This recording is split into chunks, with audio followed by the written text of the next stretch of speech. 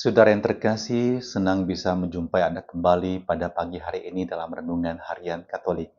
Dan gereja secara khusus merayakan hari ini sebagai Pesta Tahta Santo Petrus.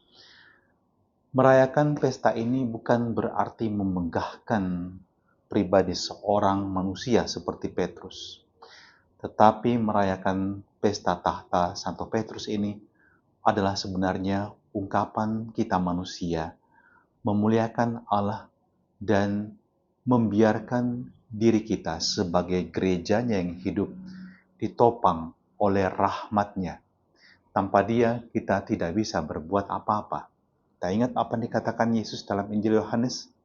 Terpisah dari aku, kamu tidak dapat berbuat apa-apa. Di dalam bacaan Injil hari ini, Yesus berkata kepada Petrus, "Dan engkau Petrus, di atas batu karang ini akan kudirikan jemaatku, gerejaku." Yesus mempercayakan jemaatnya kepada seorang Petrus sebagai gembala utama. Dan tentu bersama Petrus, para rasul yang lain dan para penggantinya.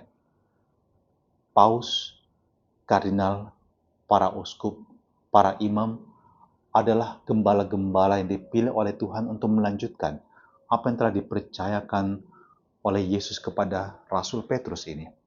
Tetapi mari kita renungkan, bagaimana Allah begitu mencintai gerejanya sehingga Dia tidak pernah membiarkan gerejanya itu berhenti, berakhir hidupnya pada masa tertentu, melainkan Dia sendiri yang menopangnya dengan kuasa Roh Kudus-Nya.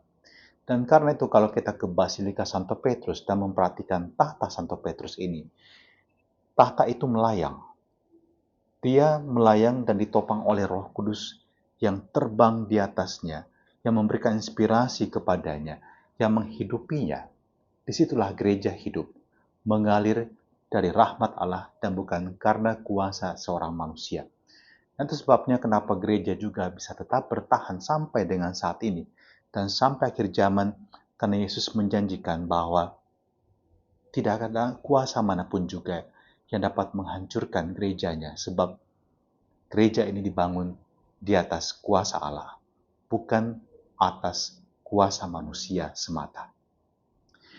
Orang-orang Kristiani di abad-abad pertama sangat mencintai dan menghargai Rasul Petrus sebagai gembala utama yang dipilih oleh Petrus, dan itu sebabnya mereka mengenangkan hari di mana Petrus menempati tahta itu di kota Roma.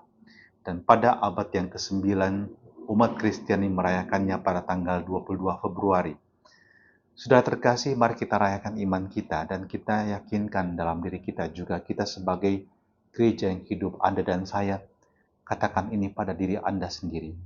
Tuhan, tanpa Engkau aku tidak bisa berbuat apa-apa.